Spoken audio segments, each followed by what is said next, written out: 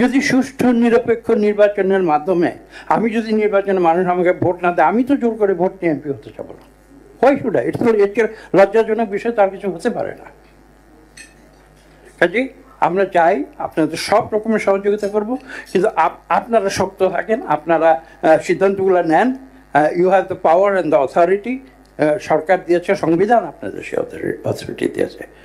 এবং সরকারের কাছে কোনো সময় যেন, যেটা অতীতে আমরা দেখেছি, সরকারের কাছে নতজানু হয়ে ইলেকশন কমিশন থাকবে, এইভাবে কোনো দেশে কোনোদিন সুষ্ঠু নিরপেক্ষ নির্বাচন হতে পারবে না। শুধুমাত্র সিটি ব্যাংকে অ্যাকাউন্ট থাকলেই করতে পারবেন গুগল পে। তাই অ্যাকাউন্ট খুলুন আজই। আমাদের প্রার্থী এবং রাজনৈতিক দলসমূহের কি করণীয়? করণীয় তো একটাই, আমরা এই দেশে গণতান্ত্রিক প্রক্রিয়াটাকে একটা, আমি একটু আগে বলেছি যে প্রাতিষ্ঠানিকীকরণ করতে চাই, তো একটা সিস্টেমের ভিতরে আনতে চাই, এবং আমরা যাতে ডেমোক্রেটিক্যালি বিহেভ করি, এটাই তো মানুষ আশা করে। এখন আমি মুখে বলছি যে আমরা গণতন্ত্রের দেশে প্রতিষ্ঠা করব, গণতান্ত্রিক প্রক্রিয়ায় সুষ্ঠু নিরপেক্ষ নির্বাচন করব, আবার আমি যদি গিয়ে সেই নির্বাচনের দিন আমি গায়ের জোর অ্যাপ্লাই করি অথবা আমি নিয়ম ভঙ্গ করে কিছু করি, তাহলে তো কথায় আর কাজে মিল থাকলো না। তো কাজে এইটা নিয়ে আমি কোনো দ্বিমতের কোনো অপকার দেখি না। এক নম্বর, আপনারা যেটা বলেছেন, প্রার্থী রাজনৈতিক দলের একটাই করণীয়, আমরা নিয়ম কানুন মেনে নির্বাচন করব। আমি খুব সহজ কথা বলি, সহজভাবে বলে দিলাম। এটা নিয়ে ডিবেট করারও আমি কোনো কিছু দেখি না, বা এটা নিয়ে কেউ বলবে যে না আমি গায়ের জোরে গিয়ে নির্বাচন করবো, এই যুক্তি কিন্তু কেউ দিতে পারবে না। তো কাজে it's an obvious thing, number one. তারপর দ্বিতীয় বিষয়টাতে আসি। আপনারা বলছেন যে তফসিল ঘোষণার পর আচরণবিধি প্রতিপালন, এটা তো করতেই হবে। মানে স্বাধীনতা মানে তো এটা নয় যে আমি যা খুশি তাই করবো। স্বাধীনতা তো এর কিছু নিয়ম কানুনের ভিতর দিয়েই তো স্বাধীনতা। কাজে সেই হিসাবে যদি আমরা বলি যে তফসিল ঘোষণা পরে, তফসিল তো আপনারা করে ফেলেছেন, গ্যাজেট নোটিফিকেশন হয়ে গেছে গত 10ই নভেম্বর, বোধ হয় 10ই নভেম্বর গ্যাজেট নোটিফিকেশন হয়ে গেছে। তো এখন তো আমরা এই তফসিলের বাইরে আমাদের যাওয়ার কোনো সুযোগ আছে? আমি কিন্তু সেটা দেখছি না। এবং তফসিল আপনারা ভেবে চিন্তা করেছেন, আমরা বিভিন্ন মতামত দিয়েছিলাম। আমি বলবো না যে সব কিছু প্রতিফলিত হয়েছে। আমরা যে সাজেশনগুলো দিয়েছিলাম কিছু হয়তো প্রতিফলিত হয়েছে, কিছু প্রতিফলিত হয়নি। আপনারা বিভিন্ন লোকের মতামত নিয়ে সব কিছু একটা ইয়ে করে মিলমেশ করে একটা কনসেনসাসের ভিত্তিতে হয়তো একটা কিছু করেছেন। তো এখন যেটা হয়েছে, তফসিল ঘোষণার পর সে আচরণবিধি তো আমাদের জন্য অবশ্য পালনীয়। এইটা নিয়ে আমি সত্যিকার অর্থে কিন্তু কোনো আলোচনা বা ডিবেটের আমি কোনো স্কোপ দেখি। আমি সোজা বাংলায় কথা বলছি, আমি রাজনীতিক না, কাজে আশা করি আমার পাশের টাইমে বাইরে রাজনীতিকরা আছেন, তাদের মতামত তারা দেবেন। কিন্তু আমার মতামতটা আমি দিয়ে দিয়েছি। আমি মানে গুড সিটিজেন হয়ে দেশের নিয়মকানুন মেনে চলাটা, এটাতে বিশ্বাস করি, এবং সেই কারণে আমিও বলছি। 4 নম্বর দেখুন, 3 আর 4, 3 আর 4-এর বিষয়টা দেখেন। আমি সত্যি কথা বলতে, আমি গতকাল পর্যন্ত জানতাম না যে ধরনের কোনো অঙ্গীকারনামা দেওয়ার বিধান। আমার সন্দেহ হচ্ছে যে আমি তো আগে অনেকবার নির্বাচন করেছি, এ ধরনের কোনো অঙ্গীকার আমি দিয়েছি এটা আমার খেয়াল পড়ছে না। এ ধরনের অঙ্গীকারনামা আমরা দেই নাই। কাজেই আমরা এইটা আপনারা বোধহয় নতুন করে আমি পরে আপনাদের এই আলোচনাসূচি দেখার পরে আমি আবার পড়েছি অঙ্গীকারনামার যে আপনারা করেছেন, যেটা সেখানে দেখলাম আপনারা অ্যাপেন্ডিক্স 1 and 2 দিয়েছেন, এবং এই ধরনের অঙ্গীকারনামার বিধান আপনারা করেছেন।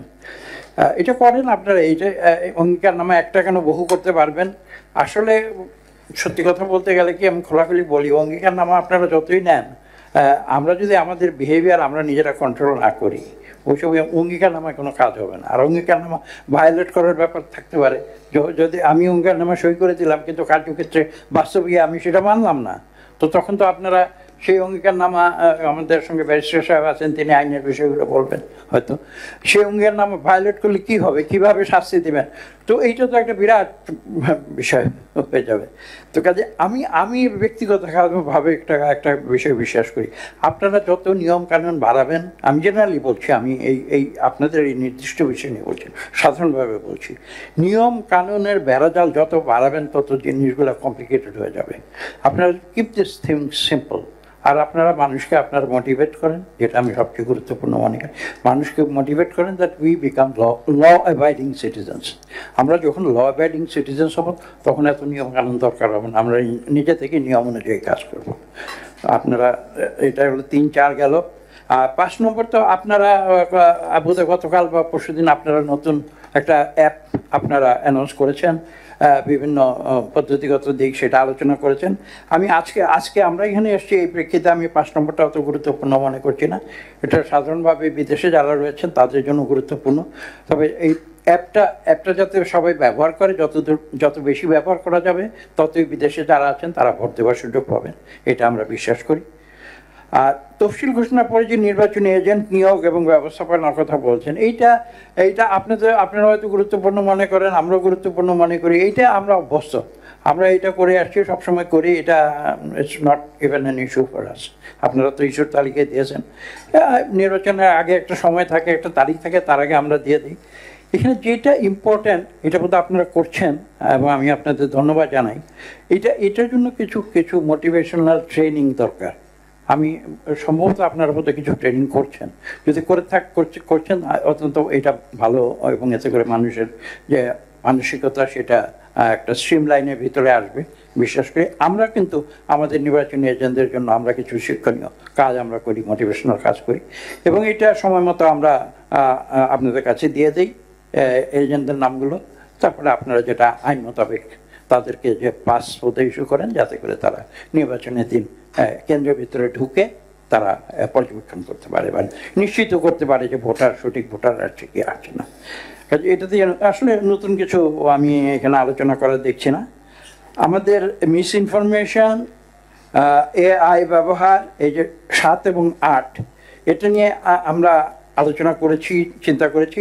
আমি প্রথমেই কিন্তু এই সম্বন্ধে কিছু বলেছিলাম। এখন আজকের যুগে সোশ্যাল মিডিয়া ইম্পর্টেন্ট হয়েছে এবং মানুষের যে বাক স্বাধীনতা সেটার বিভিন্ন রকমের এভিনিউ হয়েছে, যে এভিনিউগুলো আগে ছিল না। তো মূল বিষয় কিন্তু ঘুরে ফিরে একটাই, আমাকে কথা বলার স্বাধীনতা দেওয়া হয়েছে, আমি যদি এটাকে অ্যাবিউজ করি তাহলে আমি অ্যাবিউজ করতে পারবো। আর আমি যদি একজন সেন্সিবল সিটিজেন হই, আমি সুনাগরিক হতে চেষ্টা করি, আমি আইন কানুনের ভিতরে থাকতে চাই, তাহলে আমি সেটা অপব্যবহার করবো না। কিন্তু এটা একটা একদিকে অন দ্য ওয়ান হ্যান্ড, এই যে এআই বলেন বা এই যে সোশ্যাল মিডিয়া বলেন, এগুলো অন দ্য ওয়ান হ্যান্ড এটা একটা বিরাট সম্ভাবনার দুয়ার উন্মুক্ত করে দিয়েছে। হাউএভার, একটা যে কথাটা আমি একটু আগে বলেছি কিনা, যে freedom is not absolute freedom. কারণ কোনো ফ্রিডমই এরকম নয় যে আমি যা কিছু করবো সেটা ফ্রিডম হয় না। কাজে এইখানেও আমি বলবো মিস ইনফরমেশন এবং এআইয়ের ব্যাপারে আমরা রেসপন্সিবলি বিহেভ করবো, এইটুকু আমি বলছি। এবং এই ব্যাপারে কিছু বিস্তারিত সাজেশন আছে, আপনারা একটু পরে একটু শুনবেন। আমরা নির্দিষ্ট কিছু প্রস্তাব দিয়েছি এগুলোর ব্যাপারে। 9-10, দেখুন 9-10 তো আপনারা যে কথা বলেছেন, আমরা এই কথা তো সবসময় বলে আসছি। সাম্প্রদায়িক সম্প্রীতি ভঙ্গ না করা, এটা তো কোনো সুস্থ লোক বলবে না যে আমরা সাম্প্রদায়িক সম্প্রীতি ভঙ্গ করবো। যদি কেউ বলে তাহলে সে মানসিকভাবে অসুস্থ আমি মনে করবো। এবং লিঙ্গ, বর্ণ, ধর্ম এই নিয়ে কোনো বৈষম্য না করা, এবং ধর্মীয় উপাসনালয়ে রাজনৈতিক প্রচারণার জন্য ব্যবহার না করা। আমরা কিন্তু ইতিমধ্যে কথাগুলো বলে এসছি। কাজে এদিক দিয়ে কিন্তু আপনারা যা বলছেন আমরা কিন্তু একই সুরে কথা বলছি। কাজে অলরেডি আপনাদের যে প্রস্তাবাবলী 9-10 ব্যাপারে কিন্তু আমরা ইতিমধ্যে সমর্থন দিয়েছি এবং প্রকাশ্যেই দিয়েছি, এবং আমরা এটা স্পষ্ট ভাষায় বলেছি যে ধর্মকে রাজনীতির কারণে যেন কোথাও ব্যবহার করা না হয়। আর সর্বশেষ ওই 7-8-এর সঙ্গে সংযুক্ত এআই জেনারেটেড ভিডিও দ্বারা প্রতিপক্ষ শিক্ষা এবং ধর্মীয় অনুভূতিতে আঘাত না করা, এটা 9, 10, 11 এটা তো একসঙ্গে আসে। এবং কাজে আমি আসলে যেটা বলবো, আমার যে কথার মাধ্যমে হয়তো আপনাদের বোঝাতে চেষ্টা করেছি যে আপনারা একটা গুরু দায়িত্বে আছেন, বাংলাদেশ একটা ক্রান্তিকাল অতিক্রম করছে। এই ক্রান্তিকালে কিন্তু আপনাদের ইলেকশন কমিশনের ভূমিকা অত্যন্ত গুরুত্বপূর্ণ। কিন্তু এখানে যে পয়েন্টটা হচ্ছে ইম্পর্টেন্ট, সেটা হচ্ছে এই যে আপনারা 5 জন নির্বাচন কমিশনার রয়েছেন, আপনারা constitutionally sacrosanct, if I may use this word, you are constitutionally sacrosanct. তো এই যে গুরুদায়িত্ব আপনাদের উপরে আছে, কিন্তু যে কর্মযোগ্যটা এটা কিন্তু একটা বিশাল কর্মযোগ্য। দেখেন প্রায় 42,000-এর বেশি ভোট কেন্দ্র থাকবে সেদিন, একদিনে প্রায় 250,000 বুথ থাকবে বা তার চেয়েও বেশি। এবং এই সমস্ত কাজগুলো সকাল থেকে সন্ধ্যার মধ্যে আপনাদের সম্পন্ন করতে হবে।